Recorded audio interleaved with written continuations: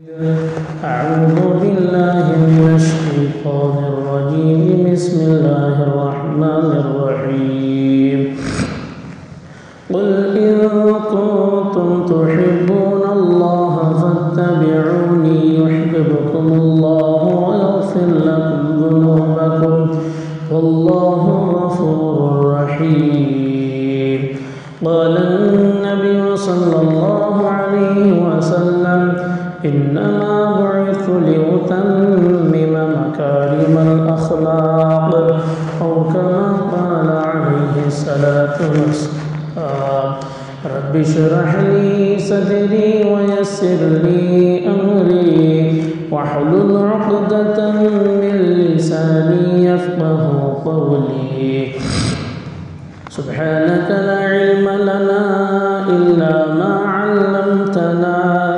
إنك أنت العليم الحكيم اللهم صل على سيدنا محمد وعلى آل سيدنا محمد صلاة تنجينا بها من جميع الأهوال والآفات وتقضي لنا بها جميع الحاجات وتطهرنا بها من جميع السيئات وترفعنا بها عندك أعلى الدرجات وتبلغنا بها أقصى الغايات من جميع الخيرات في الحياة وبعد الممات إنك على كل شيء قدير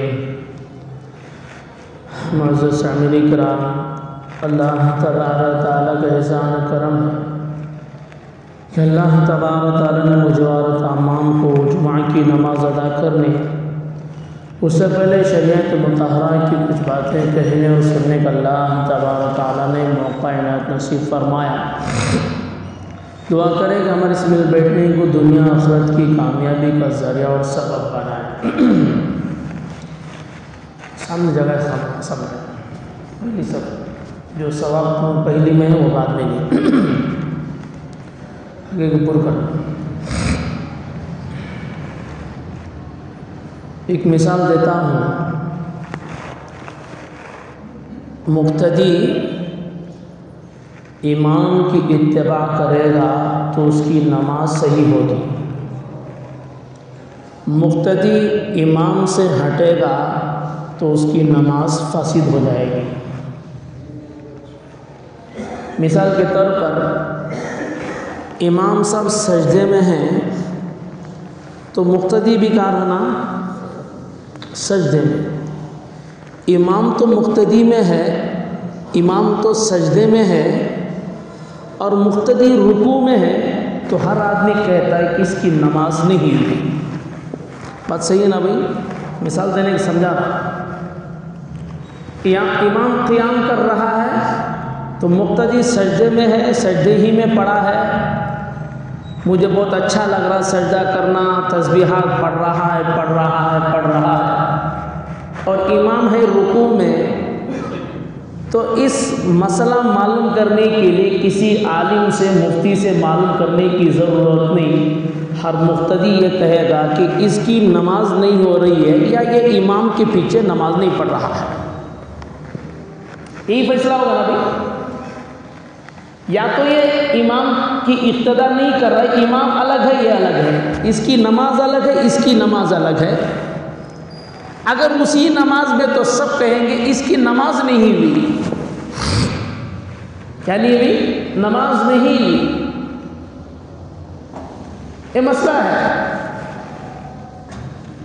اور درمیان میں ایک مسئلہ بتا دو، امام کی اقتداء کرنے کے درمیان میں ایک مسئلہ، امام رکوع میں تو ہمیں بھی رکوع میں جانا، رکوع مل گیا تو رکعت مل گئی، لیکن رکوع ملنے کے لیے قیام کھڑے ہو کر کم از کم 3 مرتبہ سبحان اللہ سبحان اللہ سبحان، اتنا قیام کر کے کہاں جانا پڑے گا؟ رکوع میں جانا پڑے گا۔ آیا بنے وہ چلے گا، نماز نہیں ہوئی، کیونکہ قیام فرض ہے، اس نے فرض کو چھوڑ دیا، اب نماز نہیں ہوگی۔ فرض چھوڑنے پر سجدہ سو کرے گا تب بھی نماز نہیں ہوگی۔ مسئلہ سمجھا گیا۔ اور اسی طرح نماز میں گڑبڑ، فون آف کرتے نہیں. یہ پہلے بولا ہوں پھر بول دیتا ہوں. فون آیا، بھول ہو جاتی ہے آدمی سے، ڈانٹنا بھی اچھی بات نہیں، ہر بات پر بھول ہو جاتی ہے. تو نماز میں فون بجا تو ایک ہاتھ ڈال کر ایسے بٹن دبا دیا، نماز فاسد اس کی نہیں ہوئی، نماز میں ہے. وہی کیا کیا، ایک مرتبہ دیکھا ایک جگہ نماز میں فون بج رہا ہے، سنت وغیرہ پڑھ رہا ہے آدمی، اٹھایا، دیکھا، کٹ کیا، پھر جیب میں رکھا. نماز اس کی ختم ہو گئی، باطل ہو گئی. عمل کثیر پیش آ گیا ہے. عمل قلیل ایک ہے، ایک عمل کثیر ہے. چھوٹا عمل کرنے سے نماز فاسد نہیں ہوتی، ختم نہیں ہوتی، ٹوٹتی نہیں. عمل کثیر کرنے کی وجہ سے نماز ٹوٹ جاتی ہے. سمجھے؟ چھوٹا عمل تھوڑا کھجایا، 3 مرتبہ کھجایا اجازت ہے، اس سے زیادہ کھجایا تو نماز ٹوٹے گی نہیں، لیکن خشوع خضوع ختم ہو گیا. سمجھ؟ بہرحال میں عرض کر رہا تھا، امام کی اقتدا مقتدی کے لیے ضروری ہے. امام سجدے میں تو آپ بھی کیا کریں گے؟ سجدے میں رہیں گے. اگر آپ خلاف کرو گے تو کیا نہیں ہوگی؟ نماز نہیں ہوگی. اسی طرح یہ نماز کا مسئلہ ہے. ہماری پوری زندگی کے امام نبی پاک صلی اللہ علیہ وسلم ہیں. ہم ان کی اتباع کریں گے تو ہماری زندگی قابل قبول ہوگی اللہ کے نزدیک. جس طرح امام کی اقتداء کرو گے تو نماز ہوگی، اللہ کے دربار میں قابل قبول ہوگی. اگر اقتداء کے خلاف کرو گے تو نماز ٹوٹ جاتی ہے، یعنی اللہ اس نماز کو قبول نہیں فرماتے. اسی طرح ہماری پوری زندگی کے امام نبی پاک صلی اللہ علیہ وسلم. بات سمجھ میں آئی؟ یہ سمجھانے کے لیے تمہید بولا میں. امام کی خلاف ورزی پر نماز باطل، نماز قابل قبول نہیں. اسی طرح زندگی کے اعمال میں اتباع ہمارے نبی پاک صلی اللہ علیہ وسلم کی کرنا پڑے گا. نبی پاک صلی اللہ علیہ وسلم کی اتباع چھوڑ دو گے تو یہ زندگی اللہ کو قابل قبول نہیں ہے. اللہ پاک اس کی زندگی کو ریجیکٹ فرما دیتے ہیں. اللہ کے نزدیک اس کی زندگی کا کوئی اعتبار ہے ہی نہیں. اللہ اس کی زندگی کو پسند نہیں فرماتے.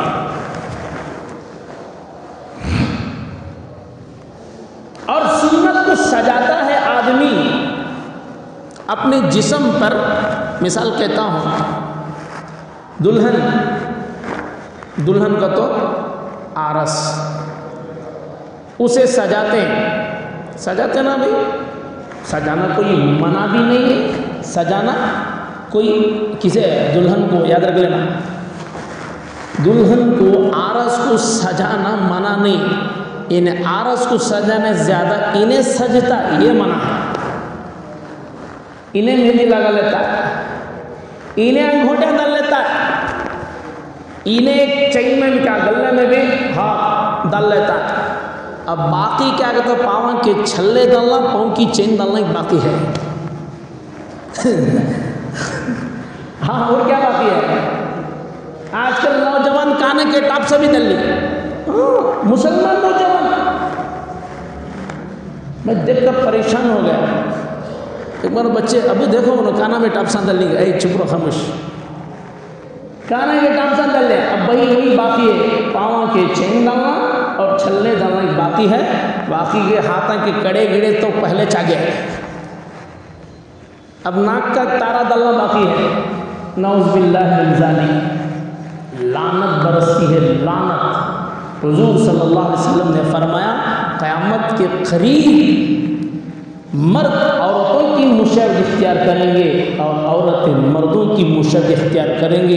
یہ قیامت کے قریب کی نشانیاں ہیں. اور فرمایا اللہ کی لعنت برستی ہے ان پر، اس مرد پر بھی لعنت برستی ہے اور اس عورت پر بھی لعنت برستی ہے. بہرحال میں کہہ رہا تھا، آرس کو کیا کرتی؟ سجاتی ہے نا. کان میں ڈالے، کیا وہ ڈالتی؟ بالی ڈالے، اس سے اس کا کان خوبصورت نظر آنے کے واسطے. بوڑ کے کان رکھے تو اچھا دکھتا نہیں نا. کان اس سے کیا ہوتا ہے, وہ مال ڈالنے سے کان کیا ہوگا, خوبصورت ہوگا. سمجھو میں کیا کہنا چاہ رہا ہوں. یہاں بیٹھ کر تم ناراض ہو سجانا کا نہیں بات بول رہا ہوں, میرا مقصد کچھ اور ہے. تمہید ذرا موٹا موٹا بول رہا ہوں سمجھ میں آنے کے لیے. ناک میں کچھ ڈالنے کی چیز, ناک کیا ہوگی اس کی, اچھی لگی, خوبصورت معلوم بھی. گلے میں ڈالے, عورت سجتی ہے, عورت خود سجتی ہے تاکہ میں میرے شوہر کے نزدیک, شوہر کی نظر میں اچھی لگوں, شوہر کی نظر میں اچھی لگوں. اس لیے وہ بنتی ہے, سنورتی ہے, سجتی ہے. کان میں اس کی بالی ڈالا تو کان کیا ہو گیا, خوبصورت نظر آیا. ناک میں کوئی چیز ڈالا, ناک خوبصورت نظر آئی. گلے میں جو ڈالنا وہ ڈالا تو اس سے خوبصورت آئی. ہاتھوں میں جو چوڑیاں پہنی تو ہاتھ خوبصورت نظر آئے. اسی طرح ہم اگر ہمارے جسم میں نبی پاک صلی اللہ علیہ وسلم کی ہر سنت کو اس عضو میں فٹ کر لیں گے تو وہ عضو اللہ کے نزدیک محبوب نظر آئے گا, اللہ کو پسندیدہ نظر آئے گا. سر کے بال سے لے کر پیر کے ناخن تک حضور کی سنتوں کو سجا لو تو تمہارا جسم اللہ کے نزدیک محبوب نظر آئے گا, خوبصورت نظر آئے گا. قُلْ إِن كُنتُمْ تُحِبُّونَ اللَّهَ فَاتَّبِعُونِي يُحْبِبْكُمُ اللَّهُ وَيَغْفِرْ لَكُمْ ذُنُوبَكُمْ. آپ فرما دیجئے اگر تم اللہ کی محبت چاہتے ہو تو میری اتباع کرو تو اللہ تم کو محبوب رکھیں گے, پسند فرمائیں گے. اللہ کے نزدیک اس کی ساری مخلوق میں, اللہ کی مخلوق ہزاروں کی تعداد میں, انبیاء کم و بیش 1.25 لاکھ انبیاء, صحابہ لاکھ سے زیادہ, اولیاء کی تعداد کروڑوں, محدثین لاکھ, حفاظ کروڑوں, علماء کی تعداد لاکھوں کی. ان تمام میں انسانوں کی تعداد کروڑوں کی تعداد ہے. ان تمام میں اللہ تبارک و تعالیٰ کے نزدیک سب سے زیادہ قابل عزت اور سب سے زیادہ محبوب حضرت محمد الرسول اللہ صلی اللہ علیہ وسلم کی ذات ہے. آقا نے فرمایا میں سب سے زیادہ اللہ کے نزدیک باعزت ہوں, محبوب ہوں. اسی طرح جو آدمی حضور کی سنتوں کو جتنا اپنائے گا اللہ کو اس کے محبوب حضرت محمد صلی اللہ علیہ وسلم پسندیدہ ہے, اور جو حضور کی سنتوں کو اپنائے گا اللہ کے نزدیک وہ اتنا ہی قابل قبول اور محبوب بنتا چلا جائے گا. سر کے بال سے لے کر پیر کے ناخن تک. اب ناخن کا کیا مسئلہ ہے, ناخن کو کیا کہتے ہیں بھائی سمجھ میں آیا نا. سر کے بال سے ناخن کا تو کیا حضرت سمجھاتا ہوں سن. پیر کے ناخن کاٹنا, بڑھتے ہوتے ہیں کاٹنا, کاٹنے کا طریقہ سنت کے مطابق کرو, اللہ کو یہ بھی محبوب ہے. سر کے بال سے لے کر مطلب یہ ہے سر کے بال ایسا رکھو جو حضور کو پسندیدہ تھے. جو گردہ رکھتے ٹھیک ہے, اس کا انکار نہیں, لیکن ہمارے اکابر نے فرمایا گردہ رکھ سنت کے مطابق ہو, ٹھیک ہے. نہیں رکھ سکتے تو بال ایک ساتھ, جیسے بال دیکھیں ایک بال ایک جگہ چھوٹے ایک جگہ بڑے نہیں ہیں, ایک ساتھ مطابق رہنا. ادھر جھیت رہے ادھر کت رہے. یہ یہودیوں کا طریقہ, نصرانیوں کا ہے, یہ مسلمانوں کا طریقہ نہیں ہے. اچھا پیر کا ناخن مسئلہ بول دیتا ہوں, درمیان میں بات ختم ہو جائے گی. پیر کے ناخن کاٹنے کا طریقہ سنت کے مطابق کرو, اللہ کو یہ پسندیدہ ہے. بتا دو سنت عمل کریں گے, کون کون کریں گے عمل؟ ہاں ماشاءاللہ, عمل ہی کی میں سے سننا ہے. دیکھو ہاتھوں کے ناخن کاٹنے, یہ کم از کم آج ایک سنت کو یاد کر لے تو چلے جاؤ، اور میں سمجھتا ہوں کہ تمہارا سننا بھی کامیاب، میرا بولنا بھی کامیاب۔ ایک سنت پر اتنی بڑی چیز ہے، میرا آدھا گھنٹہ نہیں، 1 گھنٹہ 2 گھنٹہ بولو، عمل نہ ہو، بیکار ہو سکتا ہے، لیکن اللہ تو اجر دیں گے۔ لیکن عمل کر لیے تو یہ بہت بڑا خیر تمہیں مل رہا۔ ناخن کاٹنے کا ایک طریقہ بتا دیں، ہاتھ کے ناخن بتا دیتا ہوں۔ ایک تو یہ پہلا یہ انگلی کا سیدھی سمجھ رہے ہیں، شہادت کی انگلی، پھر اس کے بعد اس کو چھوڑ دینا، اس کے بعد یہ کاٹنا، پھر اس کے بعد اس کو، پھر اس کے بعد اس کو، پھر اس کے بعد اس کو، ایک ایک انگلی چھوڑ کر ایسا، سمجھ رہے ہیں؟ ایک، پھر یوں، پھر یوں، پھر یوں، پھر یوں، پھر آؤ ایسا الٹا، پھر ایسے ایسے ایسے ایسے، سمجھے؟ پورے کٹ گئے۔ ایک وہ طریقہ، اس پر بھی عمل کر لو، ایک بار سنت پر، اس سنت پر بھی عمل ہو جائے۔ ایک دوسرا طریقہ ہے کہ ایسے کاٹو یہاں تک، پھر یہاں سے یہاں تک، پھر آخر میں اس کو، سمجھ گئے؟ ایک طریقہ تو پہلا بتا دیا، ایک چھوڑ کر اس طرح میں چھوڑ کے بتا دیا۔ ایک جو ایسے کاٹو یہاں تک پہنچ گئے، پھر یہاں سے آتے آتے یہاں پر آخر میں اس کو کاٹے، یہ بھی سنت طریقہ ہے، یہ بھی کتابوں میں لکھا ہوا ہے۔ دونوں پر عمل ہو جائے، ایک بار اس پر، ایک بار اس پر عمل۔ پیر کے ناخن کاٹنے کا سنت طریقہ کیا ہے؟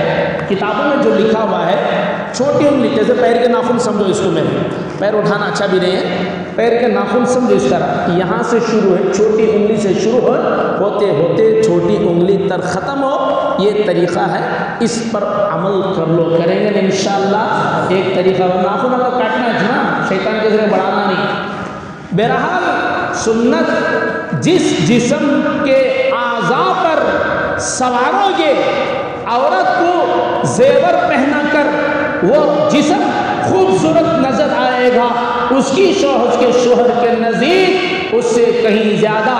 مسلمانوں کے لیے حکم یہ ہے، تم اپنے جسم کے اعضاء میں سنت کو سجا لو تو اللہ کے نزدیک وہ جسم کا اعضاء محبوب نظر آتا ہے۔ اور ہماری تمہاری زندگی کا مقصد یہی ہے کہ اللہ راضی ہو جائے، اللہ کے رسول راضی ہو جائے، اللہ کے نبی صلی اللہ علیہ وسلم اللہ کو سب سے زیادہ محبوب ہیں، اور محبوب کی جتنی سنتوں پر تم عمل کرو گے اتنا اللہ کے نزدیک قابل عزت سمجھے جاؤ گے۔ حضرت شاہ عبدالعزیز رحمۃ اللہ علیہ نے فرمایا، من تہاون بالسنتی عوقب بالحرمان الفرائض او کما قال۔ سنتوں کو معمولی نہ سمجھو، سنت کو معمولی نہ سمجھو، فرمایا جو سنت پر عمل کرنے میں سستی کرے گا، سنت اچنا نعوذ باللہ من ذالک، سنت کے عمل پر سستی کرے گا، اللہ تبارک تعالیٰ اس کی اس عمل کی نحوست کی وجہ سے اللہ پاک اس کو فرائض سے محروم کر دیتے ہیں، اور جو فرائض سے محروم رہا اس کا ایمان خطرے میں پڑ جاتا ہے۔ اسی لیے علماء نے فرمایا، کبھی بھی شیطان ملعون مردود فوراً فرائض سے پیچھے ہٹاتا نہیں، کسی کو اس کے ایمان سے پیچھے کرنے کی اسے ہمت نہیں ہوتی، پہلے مستحبات روکتا ہے، نوافل کو روکتا ہے، اب دیکھ لیا نفل سے یہ رک گیا ہے، اب اس کے بعد اس کے اوپر سنت کی سستی کا، سنت پر عمل کرنے میں سستی پیدا کرتا ہے، اب دیکھ لیا کہ یہ سنت کو بھی بلا جھجک چھوڑ رہا ہے، بلا جھجک چھوڑ رہا ہے، پھر اس کی زندگی سے فرائض ختم کرنے کی، فرائض کے ادا کرنے میں سستی پیدا کرتا ہے، پھر جب فرائض میں سستی پیدا ہو گئی تو اب اس شیطان ملعون کو اس کے ایمان ختم کرنے کی لالچ بڑھ جاتی ہے۔ لیکن کوئی اللہ کا بندہ فرائض کے ساتھ، سنتوں کے ساتھ، مستحبات، نوافل پر عمل کرتا ہے تو اس ملعون کو اتنی ہمت نہیں ہوتی۔ اب کیا کرنا؟ فرض نماز پڑھتے کے بعد دعا مانگتے کہ میں بھاگنا جاؤ گے تو میں نے بتا دیا سنت کو چھوڑ کر جاؤ گے تو فرائض پڑھنے کی توفیق میں چھینی جاتی ہے، شیطان چھڑا دیتا ہے۔ عمل کرو گے، استقامت کے ساتھ رہو گے تو اللہ پاک تمہاری حفاظت فرمائیں گے۔ اللہ کو سب سے زیادہ محبوب حضور پاک صلی اللہ علیہ وسلم کی سنتیں ہیں، اور حضور کی سنتیں جو جتنا اپنائے گا اللہ کے نزدیک قابل قبول اور عزت والا سمجھا جائے گا۔ اللہ معاف فرمائے، اللہ معاف فرمائے۔ ابھی تمہید پر باتیں ہو رہی ہے، ہمارے نزدیک کتنی سنت کی اہمیت ہے ہر آدمی غور و فکر کر سکتا ہے۔ گھر میں بچہ 10 روپے کا 20 روپے کا بلب پھوڑ دیا تو تھپڑ مارتے ہیں، ڈانٹتے ہیں، برتن توڑ دیا تو ڈانٹتے ہیں۔ وہی بچہ تمہارا بڑا ہو گیا، سنتوں کو ختم کر رہا تو ماں باپ کی زبان سے اف تک نہیں نکلتا۔ کیا معلوم ہوا؟ 100 روپے کی تو قدر ہے، 1000 روپے کی قدر ہے، لیکن قدر نہیں ہے تو نبی پاک صلی اللہ علیہ وسلم کی سنتوں کی قدر نہیں ہے۔ کبھی تم نے دیکھا نہیں، گھر میں آئے سنت کے مطابق آ رہے ہیں کہ نہیں آ رہے، تمہارے بچے آ رہے ہیں کہ نہیں آ رہے، تم آ رہے ہو کہ نہیں آ رہے ہو، گھر سے باہر جاتے ہو سنت کے مطابق جاتے ہو کہ نہیں جاتے؟ ارے یہ بھی تو سنت ہے، صرف دوسری چیزیں سنت نہیں، زندگی کے میں نے شروع میں کہا ہماری پوری زندگی کے امام نبی پاک صلی اللہ علیہ وسلم ہیں۔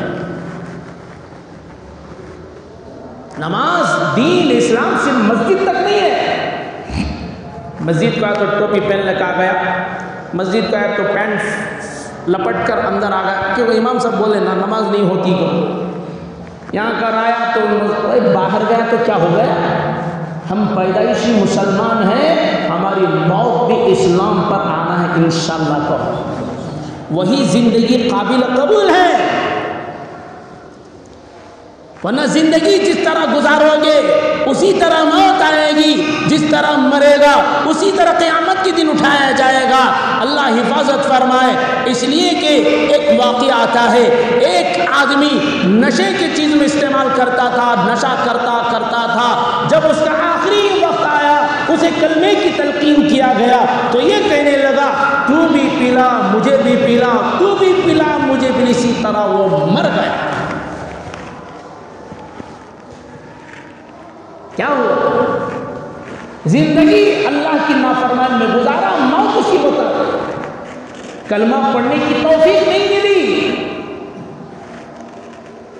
ارے یہ معمولی نہ سمجھو، یہ بہت بڑی چیز ہے۔ صحابہ اس سے ڈرا کرتے تھے، نفاق سے ڈرا کرتے تھے، اکابر اس چیز سے بار بار مانتے یا اللہ زندگی گزر رہی ہے لیکن ہمارا تو خاتمہ بالخیر فرما، اس لیے کہ زندگی کے آخری وقت کا اعتبار اللہ کے نزدیک یہ ہے۔ اور ملعون شیطان اس کو سب سے زیادہ زور ڈالتا ہے کہ یہ ایمان کے بغیر چلا جائے، نعوذ باللہ من ذالک،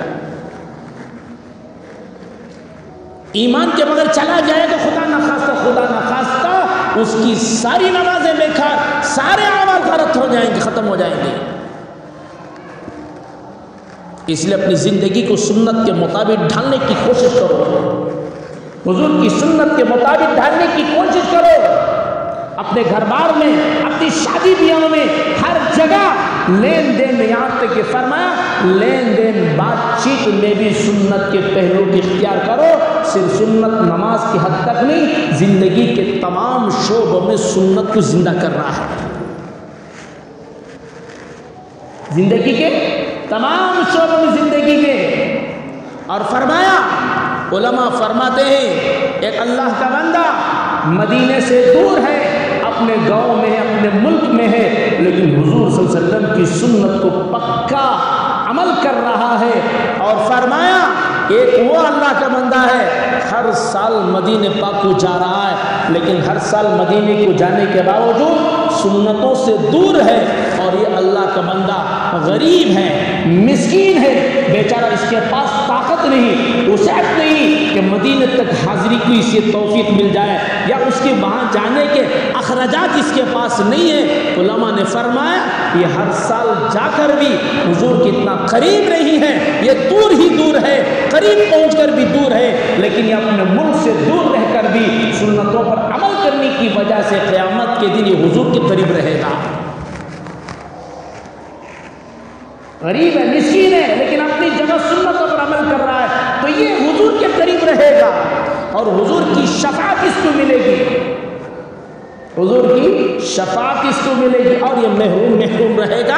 اللہ سے محروم بننے سے اللہ ہماری حفاظت فرما، آمین۔ حضور پاک صلی اللہ علیہ وسلم کی ولادت کی بات چل رہی تھی، اس سے پہلے میں نے سنت کا بات بتا دیا۔ جب حضور پاک صلی اللہ علیہ وسلم کی ولادت ہوئی، کسرا اس زمانے میں روم، قیصر اور کسرا یہ دو بڑی طاقتیں، ایران ایک بہت بڑی سپر پاور طاقت سمجھی جاتی تھی، اس کے محل کے 14 کنگورے گر کے جو لٹک رہے تھے گر گئے، بڑے بڑے کنگورے جو محل میں لٹک رہے گر گئے، اور آتش کدہ میں جو سینکڑوں سال سے آگ کو وہ جلا رہے تھے، آگ کبھی ایک لمحے کے لیے بجھے تو آپ آگ کو خدا مانتے تھے، جل رہی تھی، ایک دم بجھ گئی، وہ پریشان ہو گیا، کاہنوں کو بلایا، نجومیوں کو بلایا اور بلا کر پوچھا یہ کیا بات پیش آ گئی؟ کہنے لگے اس امت کے نبی پیدا ہو گئے ہیں اور یہ کنگورے گرنے کا کیا ماجرا ہے؟ فرمایا اب تیری حکومت صرف 14 حکمران ہی کریں گے، اس کے بعد تیری حکومت ختم ہو جائے گی، پھر ان کے غلاموں کی حکومت ہوگی یہاں پر۔ فرمایا 14 کو تو اب بھی ہے ہی نا، بولتی نہیں ہم اب بھی دیکھیں گے بات کا قصہ، ابھی جوان ابھی بڈھا نہیں ہوگا، اب بھی بہت سارے کام کرنے کے ہی، ایسا انہیں بولا۔ اللہ کی شان کہتے ہوئے 14 بولے تھے، اللہ کی شان اگلے 4 سال میں 10 حکمران مر گئے، کہتے مر گئے 10، ابھی کہتے باقی 4، اس کے بعد ختم ہوا۔ حضور پاک صلی اللہ علیہ وسلم کے صحابہ کے ہاتھ میں اللہ تعالیٰ وہ ساری سلطنت اللہ پاک پر رحمت فرما دیا۔ واقعات پیش ہے۔ پھر اس کے بعد یہ ہوا، جب عرب کا دستور یہ تھا کہ بچہ جب چھوٹا ہوتا دودھ پلانے کے لیے ایک دائی آتی تھی، گاؤں قبیلے میں جنگل سے وہ لوگ آتے، وہاں کی آب و ہوا اچھی ہوتی تھی، وہاں کی زبان بڑی اچھی ہوتی تھی، فصیح و بلیغ ہوتی تھی، اس لیے اپنے بچوں کو ان کی نشو و نما ہونے کے لیے شہروں سے نکال کر کہاں بھیجتے تھے؟ دیہاتوں میں بھیجتے تھے۔ آج کل بھی دیہات کی آواز اچھی، یعنی آب و ہوا کے لحاظ سے بول رہا ہوں، آپ اندازہ کر لگا سکتے ہیں۔ ہوا یہ ہوا، سارے لوگ آتے، تمہارے میرے آقا کے گھر پر آتے، دیکھتے بچہ بڑا خوبصورت ہے، پوچھتے اس کے والد کیا کرتے ہیں؟ فرماتے اس کے والد پردہ فرما گئے ہیں، تو فوراً ان کو چھوڑ کر دوسروں کے پاس چلے جاتے تھے، اسی لیے فرمایا وہ یتیم ہے کر کے چلے گئے۔ ارے یتیم نے بلکہ در یتیم ہے، وہ سب آتے چھوڑ کے چلے جاتے۔ انسان کتنا بے وقوف ہے، کتنا احمق ہے، نالائق ہے، وہ پہچان نہ سکا یہ کائنات کے سردار ہیں، انہی کے صدقے میں اللہ نے دنیا کو بنایا۔ سب آتے مال کی ہرس دے کر واپس چلے جاتے، کیوں؟ اس کا کون نہیں ہے، یہ یتیم ہے، باپ رہے گا تو ہمیں کچھ ملے گا، باپ نے تو ہمیں کیا ملتا ہے، اس طرح یتیم سمجھ کر کیا کر چھوڑ کر چلے گئے۔ آج بھی رشتے کرتی نا، یتیم بچی کو چھوڑ دیتی، بابا نے کہا تو چھوڑتی، اماں نے ہے نا کیا پکا کو ڈالتی، ایک جگہ کا میں سنوں سے بولوں سے، کیوں رشتہ نہیں کرے بھائی؟ پسند، ہاں پسند، سب کچھ پسند، کیوں بھائی کہ رشتہ نہیں پسند؟ وہ اس کی اماں نے تمہیں کیا پریشانی ہے؟ نہیں ہمارا بھائی کا تو گیا تو پکا ڈالنے والے کون بھی نہیں، اسے کھانے کی فکر تھا بھائی، انہیں بھوکا ہوا وہاں جاتا تھا۔ کتنی بڑی بیوقوف سوچ ہے۔ اللہ ایسی سوچ سے تمام مسلمانوں کی حفاظت فرما، آمین بولو۔ ہر ایک آتا چلا جاتا، آخر میں حضرت حلیمہ آئی اور دیکھی اور دیکھنے کے لیے چلی گئی تو دیکھتے ہی رہ گئی، اتنی خوبصورت چہرہ، آقا کا چہرہ، خوبصورت چہرہ دیکھتی رہ گئی۔ اور فرمائی اس کے والد فرمائی یتیم ہے۔ پھر اس کے بعد یہ بھی تھوڑا پیچھے ہٹنے لگی، پھر ان کے شوہر سے یا ان کے شوہر نے کہا حلیمہ ایسا کر لیں، چلو خالی ہاتھ جانے سے بہتر یہ ہے اس یتیم ہی کو اپنا لے، چلو ہمیں مال نہ ملے تو نہ ملے، اجر مل سکتا ہے، ثواب مل سکتا ہے، نیکی مل سکتی ہے۔ یہ سوچ کر پھر گئے، اپنا لیے، حضور کو لے لیا اور دادا سے جو بات ہونا تھا بات چیت ہو گئی۔ بات چیت ہونے کے بعد جو ہے پھر اس کے بعد اس سواری پر سوار ہوئے، تھوڑی دور کے لیے جب حلیمہ کے شوہر حارث بھی سوار ہوئے تو وہ اونٹنی بیٹھ گئی، چلنے کے لیے تیار نہیں۔ پھر نیچے اترے، بچہ جب بیٹھتا ہے گود میں لے تو سامنے رہتا نا، حلیمہ گود میں لیے بھی، اونٹنی چل رہی ہے، سمجھے شہر کی کچھ آب و ہوا کا فرق ہے۔ جب باہر گئے پھر سوار ہے تو اونٹنی بیٹھ گئی۔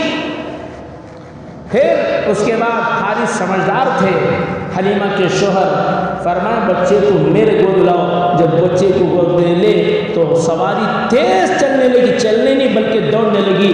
فرمایا حلیمہ یہ بچہ کوئی شان و شوکت والا ہونے والا ہے، اس لیے اس کا مالک اسے آگے رکھنا چاہتا ہے، اسے پیچھے رکھنا اس کا مالک پسند نہیں کرتا۔ جو حلیمہ کی اونٹنی دوبلی مریل کی طرح تھی، آئی تو آخر میں آئی، اسی لیے تو سب اس کو فالو کرتے، سب ان کے آگے بڑھتے ہوئے مادروں کے بچوں کو لے لیا تھا، یہ آخر میں آئی۔ جب جانے لگی تو یہ ان کی اونٹنی سب کو آگے، سب سے آگے جانے لگی۔ لوگوں نے کہا کیا ہوا حلیمہ یہ اونٹ سواری بدل گئی؟ فرمایا سواری نہیں بدلی بلکہ سوار بدل چکا ہے۔ اللہ نے ایسی برکت دی، اس اونٹنی میں کچھ دودھ نہ نکلتا تھا، اللہ نے حضور کی برکت سے اونٹنی کو اللہ نے دودھ سے سیراب کر دیا۔ حلیمہ کہتے ہیں میرا سینہ خشک تھا، میرا بیٹا بڑی مشکل سے سیراب ہوا کرتا تھا، لیکن اللہ کا کرنا یہ ہوا جب میں نے محمد صلی اللہ علیہ وسلم کو اپنے سینے سے لیا تو اللہ پاک نے میرے دونوں بیٹوں کے رزق کا انتظام فرما دیا۔ پھر برکت ہی برکت رہی۔ پھر آگے کیا ہوا انشاءاللہ اگلے جمعہ عرض کروں گا۔ اللہ تعالیٰ سے دعا ہے اللہ تعالیٰ ہم تمام کو عمل کی توفیق مرحمت فرمائے، حضور پاک صلی اللہ علیہ وسلم سے سچی پکی محبت کی توفیق مرحمت فرمائے، آمین۔ سبحان اللہ، وآخر دعوانا الحمدللہ رب العالمین۔